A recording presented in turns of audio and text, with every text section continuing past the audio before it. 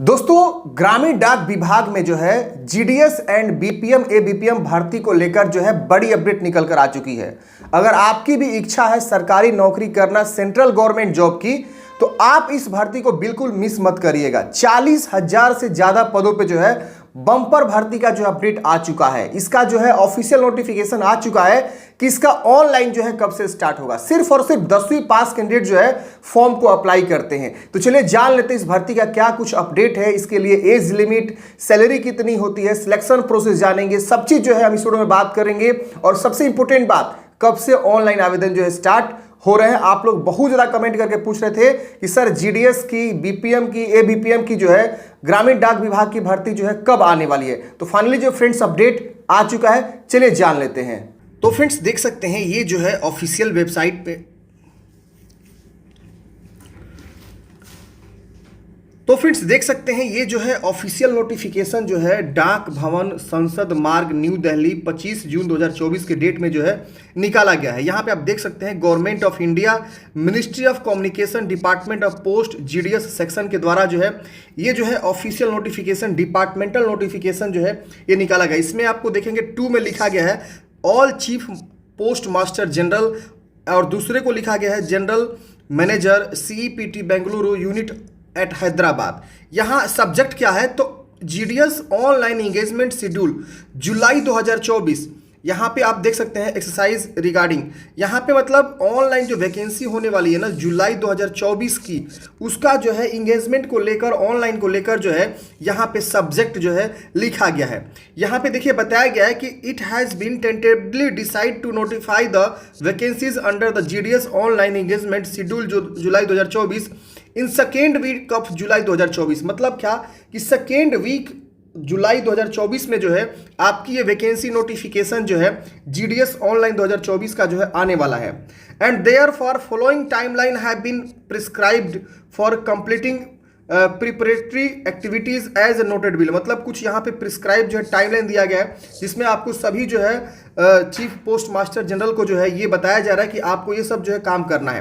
अब इसमें क्या बताएगा समझ लीजिए, तभी आप समझ पाएंगे कि इसका आवेदन कब से स्टार्ट होगा। देखिए यहाँ 4 नंबर पहले लिखा गया इशू ऑफ ऑनलाइन नोटिफिकेशन 15 जुलाई, यानी इसका जो नोटिस आ जाएगा फॉर्म भरने का, कितनी वैकेंसी है, सब चीज जो है आपका 15 जुलाई को आ जाएगा। और इस बार ऐसा प्रतीत हो रहा है फ्रेंड्स 40,000 से जो है ज्यादा जो है वैकेंसी इस बार आने वाली है, बम्पर भर्ती आने वाली है। पिछली बार जो भर्ती आई थी फ्रेंड्स वो भी लगभग जो है 32,000 35,000 के आसपास थी। इस बार भी 35,000 प्लस ही रहेगा, 40,000 मेरा अनुमान है कि 40,000 के आसपास इस बार जो है बम्पर भर्ती यहाँ पे आएगी।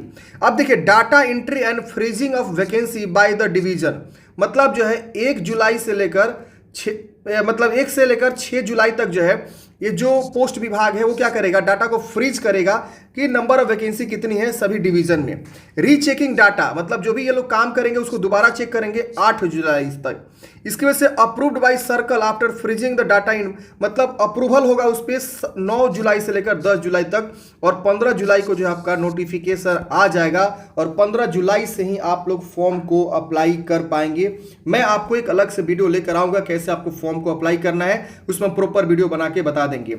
यहां पे बोला गया टू बी इंक्लूडेड, यहां पे लिखा वैकेंसीज अराइजिंग बिटवीन 1 जुलाई 2023 से लेकर 30 जून 2024। मतलब इसके बीच जो है जितनी वैकेंसीज खाली हैं उनको जो है आपको इसके अंदर इंक्लूड करना है। जैसे कि मान लीजिए बहुत सारे कैंडिडेट्स का जो है जो काम कर रहे हैं जीडीएस, बीपीएम, एबीपीएम, उनका डेथ हो चुका है, मृत्यु हो चुका है, उनका रेजिग्नेशन हो चुका है, ट्रांसफर हो चुका है, डिस्चार्ज हो चुके हैं वो अपने जॉब से, बहुत सारे मतलब रिमूवल हो चुका है, डिसमिसल हो चुका है, टर्मिनेशन हो चुका है उनका, या और प्रमोशन हो चुका है, आगे बढ़ चुके हैं, वहाँ का सीट खाली हो चुकी है, लॉन्ग टर्म डेपुटेशन टू आईबीपीपी या एपीएस हो चुका है। तो ये चीज़ें जो है आपका यहाँ पे क्या होगा कि इंक्लूड किया जाएगा इसके अंतर्गत और उसको जो है फुलफिलमेंट किया जाएगा। इसी जो सेशन चलेगा 15 जुलाई का जो सर्कल आएगा 2024 जीडीएस वैकेंसी के, उसमें जो है सारा इंक्लूड कर लिया जाएगा।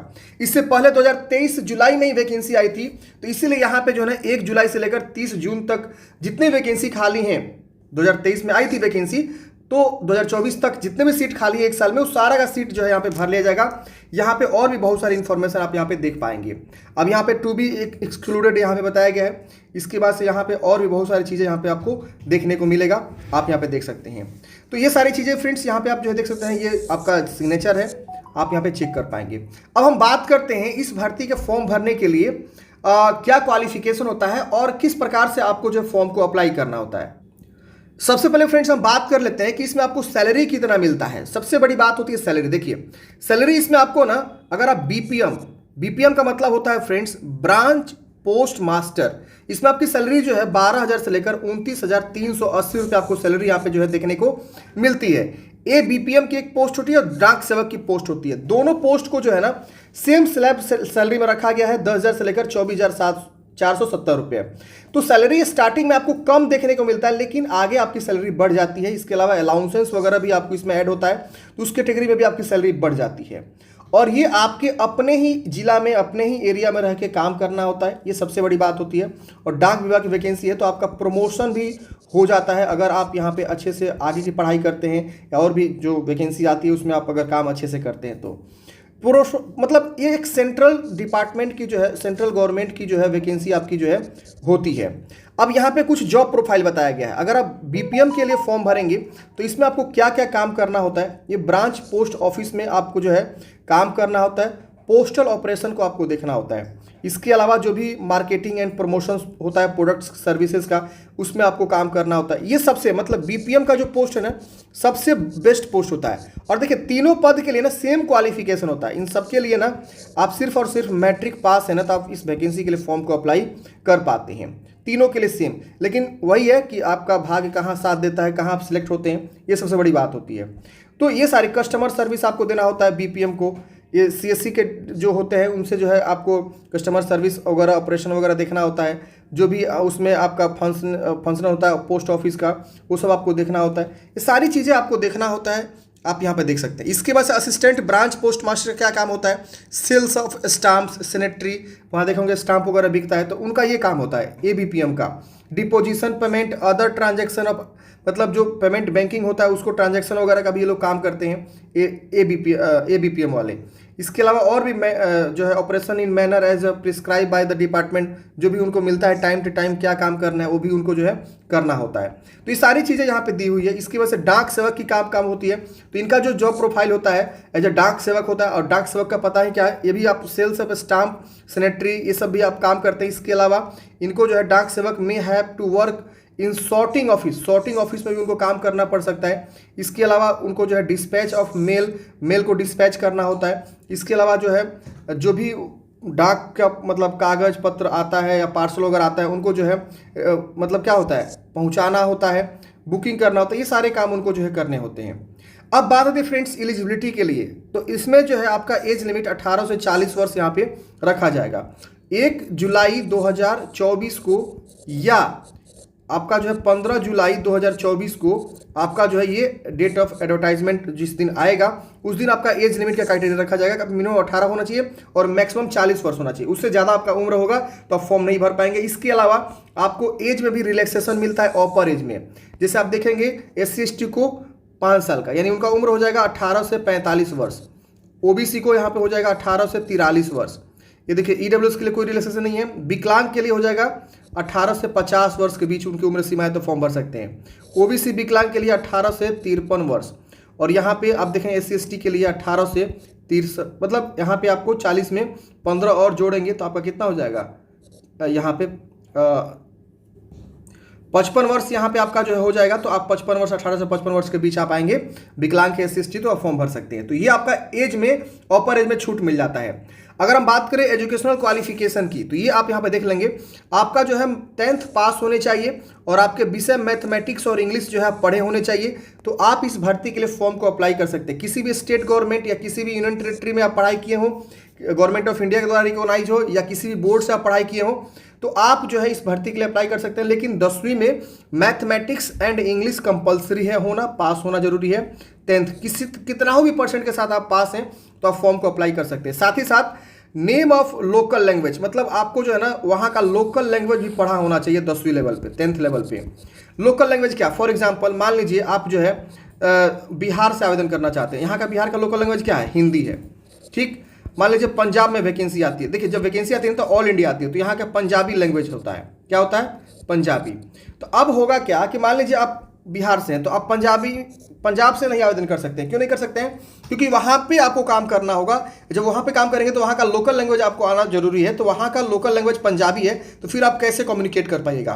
तो ये लोग क्या करते हैं ना, लोकल लैंग्वेज प्रीफरेंस देते हैं कि जहाँ का लोकल लैंग्वेज आपको आती है और आप मैट्रिक स्तर तक पढ़े होते हैं तो आप जो है फॉर्म को अप्लाई करते हैं। तो ये विशेष ध्यान देना है, फॉर्म भरने से पहले आपको वहाँ का लोकल लैंग्वेज जान लेनी है। जैसे मान लीजिए आपको हिंदी जो है लोकल लैंग्वेज, आपको हिंदी आती है तो आप देख लीजिए हिंदी कहाँ कहाँ बोली जाती है। यूपी में बोली जाती है, झारखंड में बोली जाती है, बिहार में बोली जाती है, और भी बहुत सारे स्टेट है जहाँ बोली जाती है, जैसे कि आपका एमपी में, इसकी वजह से छत्तीसगढ़ में, इस तरह जगहों पे आपकी बोली जाती है। उत्तराखंड में यहाँ का लोकल लैंग्वेज क्या होता है? हिंदी होता है। तो आपको वहाँ से अप्लाई कर सकते हैं, लेकिन किसी ऐसे जगह मत अप्लाई कर दीजिएगा जहाँ का लोकल लैंग्वेज आपको पता ही नहीं है। तो ये विशेष ध्यान देना है। नॉलेज ऑफ कंप्यूटर बोला जाता है, आपको साइकिल चलाना आना चाहिए। ये दो चीज़ आपको बहुत मैंडेटरी होता है। इसके से रिजर्वेशन के बारे में बताया गया है और हाउ टू अप्लाई। तो जैसे इसका आवेदन स्टार्ट होगा फ्रेंड्स, इसी वेबसाइट से आपको फॉर्म को अप्लाई करना होता है। जैसे आवेदन स्टार्ट होगा हम प्रॉपर एक वीडियो बना के बता देंगे। बात करते हैं सिलेक्शन प्रोसेस की, तो नो एग्जाम के बेस पे जो है इसमें सिलेक्शन आपका होता है, यानी बिना परीक्षा की सिलेक्शन होती है। आपके जो 10th में परसेंटेज होते हैं ना, उसी के बेस पे आपका जो है यहाँ पे क्या होता है? सिलेक्शन होता है, यानी प्रतिशत के बेस पे। अगर मान लीजिए कोई बंदा जो है, मान लीजिए 10 बंदे हैं, 10 में से मान लीजिए किसी का 80% है, किसी का 40% है, किसी का 90% है, किसी का 60% है, किसी का 98% है, तो सबसे पहला प्रेफरेंस किसको मिलेगा? 98 वालों को, फिर मिलेगा 90 वालों को, फिर 80 वालों को, फिर उसके नीचे 60 वालों को, फिर 40। तो ऐसे होता है। तो परसेंटेज के बेस पे आपका सिलेक्शन यहाँ पे जो है होता है। जिनका ग्रेड पॉइंट है उनको यहाँ पे बता दिया गया कि अगर आपका इतना ग्रेड पॉइंट है तो आपका मल्टीप्लिकेशन फैक्टर क्या होगा, ये सब आपको दे दिया गया है। इसके बाद से बात करते हैं एप्लीकेशन फ़ी की। तो मात्र 100 रुपये आपको जो है एप्लीकेशन फ़ी लगते हैं फॉर्म भरने के लिए, वो भी जनरल और EWS OBC को। SC ST और कोई फीमेल है उनको कोई भी एप्लीकेशन फ़ी, और विकलांग है उनको कोई भी एप्लीकेशन फ़ी नहीं देना होता है फॉर्म भरने के लिए। ट्रांस वुमेन भी यहाँ पे फॉर्म भर सकते हैं, उनको भी कोई एप्लीकेशन फ़ी यहाँ पे नहीं लगता है फॉर्म भरने के लिए। तो ये सारे प्रोसेस होते हैं फ्रेंड्स। आशा करता हूँ आपको सारी जानकारी समझ में आ गया होगा। और देखिए यहाँ पे ना ये वेबसाइट है जहाँ से आपको फॉर्म को भरना होता है। ये देखिए जुलाई 2023 में जो वैकेंसी आई थी सेकेंड फेज का, उसका यहाँ पे अभी एडवर्टाइजमेंट शो हो रहा है। जैसे इसका फुल नोटिफिकेशन आएगा ना, यहाँ पे आपको ना अपना मतलब राज्य वाइज भी चेक कर सकते हैं कि आपके राज्य में कितनी वैकेंसी है, और वहाँ का लोकल लैंग्वेज भी आप पता कर सकते हैं। यहाँ से नोटिफिकेशन आएगा तो यहीं से नोटिफिकेशन आप आएंगे और यहीं से आप फॉर्म भरेंगे। अभी जो है अभी ये सब क्लोज होगा, आप क्लिक करके देख सकते हैं, नहीं दिखाएगा। जैसे दिल्ली में आप क्लिक करेंगे तो दिल्ली में जितनी वैकेंसी है वो आपको यहाँ पे शो हो जाएगा। देखिए यहाँ पे आप चूज करेंगे नॉर्थ दिल्ली या साउथ दिल्ली, व्यू पे क्लिक करेंगे तो यहाँ पे आपको दिखा देता है कि कहाँ कितनी वैकेंसीज है। आप यहाँ पे चेक कर पाएंगे किस किस जो है डिवीजन में है, किस किस पोस्ट ऑफिस में है, कौन से पद के लिए किस डिवीजन में वैकेंसी है, वहाँ का लोकल लैंग्वेज क्या है, ये आप यहाँ पे चेक कर सकते हैं। तो एक बार आप यहाँ से भी चेक कर सकते हैं अपने सारी इन्फॉर्मेशन को। और जैसे नया नोटिफिकेशन आएगा 15 जुलाई को आ रहा है फ्रेंड्स, मैं एक अलग से वीडियो बना दूंगा कैसे फॉर्म को अप्लाई करना। ये श्योर हो जाइए 15 जुलाई को 100% वैकेंसी जो है आ रही है। मैंने आपको नोटिफिकेशन भी दिखा दिया। तो मिलता है फ्रेंड्स किसी नेक्स्ट वीडियो में। अगर वीडियो अच्छा लगा तो लाइक करिएगा, अपने दोस्तों को जरूर शेयर करिएगा, और अब हमारे टेलीग्राम व्हाट्सएप से नहीं जुड़े तो जुड़ जाइएगा, उसका भी लिंक आपको डिस्क्रिप्शन बॉक्स में मिल जाएगा। वहाँ छोटे छोटे अपडेट आपको मैं देते रहता हूँ। मिलते हैं नेक्स्ट वीडियो में। जय हिंद।